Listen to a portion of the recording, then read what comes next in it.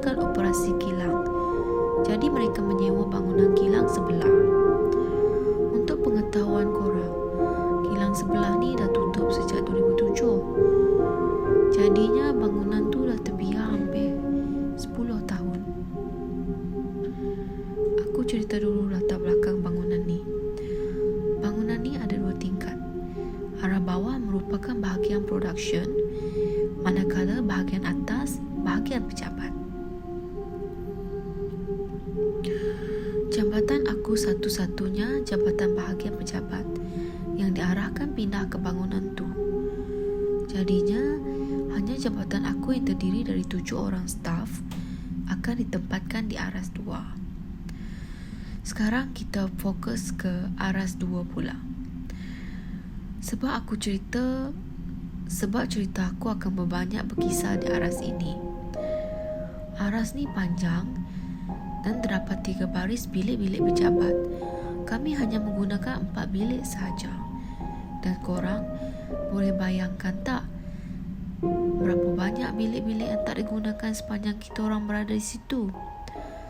Bilik-bilik ni dah ditinggalkan kosong sebab perabot pejabat dan peralatan lain seperti papan putih, alat tulis, fail dan macam-macam lagi masih ada dan berselerak. Masa aku mula-mula teroka tempat ni, teruja jugalah selongkar barang-barang tu macam masa berputar ke zaman dulu-dulu. Dekat aras 2 ni juga terdapat bilik kecil yang berkunci sejak kami masuk. Bos aku dah pesan siap-siap kat kita orang. Apa-apa jadi jangan sentuh bilik tu. Dan sepanjang aku di sana, hanya sekali aku nampak bilik tu terbuka sikit. Tapi tak terbuka luas. Aku jeling je lah. Jalan laju-laju masuk pejabat balik. Esoknya dia tertutup balik macam biasa. Mula-mula aku masuk dah kena kacau. Tapi ringan-ringan je lah. Masa tu aku dan staf seorang lagi tu kena alihkan kerusi dari bilik A ke bilik B. Masa staf lagi satu tu dekat bilik B, aku baru je keluar dari bilik A. Aku dengar bunyi kaca pecah dan berderai. Kuat bunyi dia. Dalam hati aku dah membibir. Sebab tambah satu lagi kerja nak sapu kaca tu pula nanti. Bila masuk ke bilik A, aku tengok clear je lantai. Lepas tu baru aku perasan bilik tu mana ada barang diperbuat dari kaca. Aku hanya telan air liur dan sambung balik kerja macam biasa. Tapi aku ikut rapat-rapat lah staf yang lagi seorang tu. Tak nak tinggal seorang-seorang dalam bilik tu lagi. Aircon terbuka sendiri tu perkara biasa.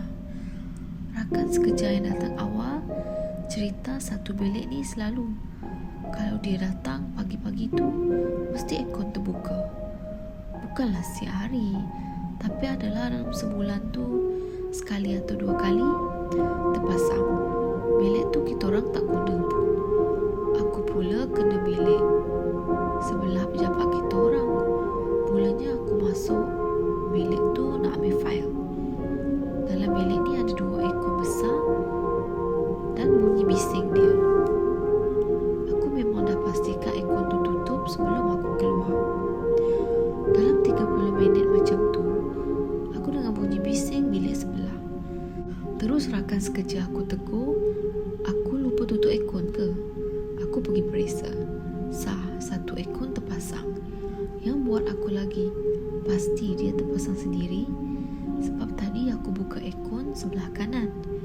Yang terpasang sekarang sebelah kiri. Pernah ada kejadian di mana aku nampak Abang Khalid masuk ke salah satu bilik yang tak digunakan. Masa tu aku beranggapan Abang Khalid cari fail-fail lama yang masih digunakan.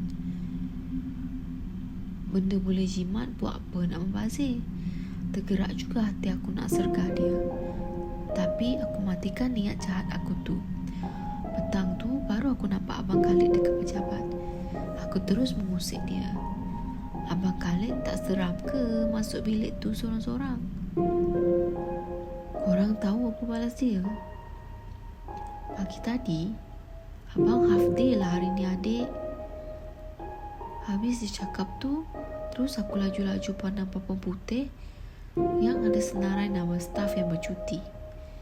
Betul weh, Abang Khalid cuti separuh hari masa tu. Nasib baik aku tak pergi sergah dia.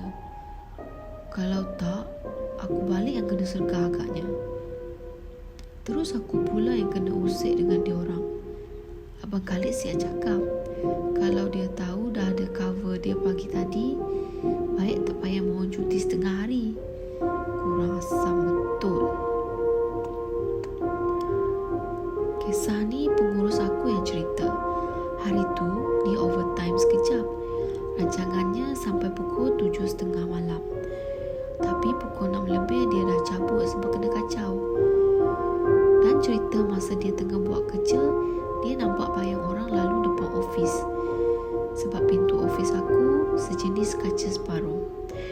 Dia tengok dari ekor mata je orang tu lalu, slow je. So dia ingat Kak Sri yang tengah mop lantai. Kan kalau kita mop lantai, kita akan jalan slow je, maju ke depan. Lepas tu dia nampak lagi arah berlawanan pula, slow juga. Jadinya dia bangunlah, nak pergi berborak sekejap. Dia buka pintu pejabat sambil tanya, Kak Sri tak balik lagi ke? Sunyi, bayangan tiada, suara pun tiada. Padahal baru je lalu tadi. Tak bincang banyak, dia ambil beg, terus lari balik. Dengan lampu pun dia tak sempat matikan. Semua pun tahu Kak Sri tak overtime pun hari tu. Dah balik pukul 5 petang lagi sejak hari tu. Pengurus aku kalau nampak Kak Sri mesti tanya sarapan apa. Kalau dalam satu hari tu jawapan tak sama, sah. Salah satu tu Kak Sri jadian.